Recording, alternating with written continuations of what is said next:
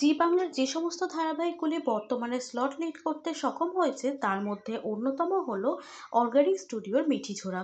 শুরুর থেকে এই ধারাবাহিকটি মন জয় করে এসেছে দর্শকদের। প্রতি সপ্তাহেই ধারাবাহিকের কাহিনীতে নতুন নতুন চমক জমিয়ে তুলেছে ধারাবাহিকের কাহিনী, যার প্রভাব পড়েছে টিআরপির তালিকায়। বর্তমানে হরগৌরী পাইস হোটেলকে সরিয়ে স্লট জয় করে নিয়েছে মিঠিঝোড়া। তবে বর্তমানে ধারাবাহিকে এসেছে নতুন চমক। সৌর্যকে মিথ্যে বলার কারণে নীলুকে বাড়ি থেকে বের করে দিয়েছে সৌর্য। এদিকে বাড়িতে এসে সৌর্যকে বারবার ফোন করছে নীলু, কিন্তু নীলুর ফোন একবারও ধরেনি সৌর্য। সেটা দেখে তেলে বেগুনে জ্বলে ওঠে সে। মনে মনে ঠিক করে নেয় সে সৌর্যকে ছাড়বে না। এমনকি রায়ের ক্ষতি করার জন্য উঠে পড়ে লেগেছে নীলু।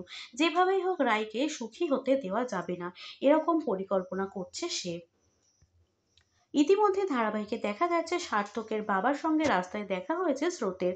স্রোতকে দেখে তিনি তাকে নিয়ে যান বাড়িতে। সার্থকের মায়ের মৃত্যুর কথা স্রোতকে জানান তিনি। স্রোত গিয়ে ফুল এবং ধূপকাঠি জানায় সার্থকের মায়ের ছবির সামনে, কিন্তু সেই মুহূর্তে চলে আসে সার্থক। নিজের মায়ের ছবিতে মালা দেখে নিজেকে আর সামলে রাখতে পারেনি সে। রেগে গিয়ে সে মারতে ওঠে স্রোতকে। এরপর অপমান করে স্রোতকে বাড়ি থেকে বের করে দেয় সার্থক। এদিকে মনে মনে নীলু ঠিক করে নেয় রায়ের বিষয়ে অনির্বাণকে খারাপ কথা বলবে নীলু। অনির্বাণের বিষয়ে জানার জন্য বৌমনির সঙ্গে কথা বলতে চায় সে। যদিও বৌমনি তাকে স্পষ্টভাবে জানিয়ে দেয়, যদি রায় এবং অনির্বাণ চায় তাহলেই তাদের সম্পর্ক এগোবে, না হলে নয়। এই বলে বেরিয়ে যান বৌমনি। অপরদিকে বাড়ি ফিরে পড়তে বসে স্রোত, কিন্তু পড়াশোনায় একেবারেই মন লাগছিল না তার। বোনকে আনমনা দেখে তার সঙ্গে কথা বলতে চলে যায় রায়। রায়কে সমস্ত ঘটনা খুলে বলে স্রোত।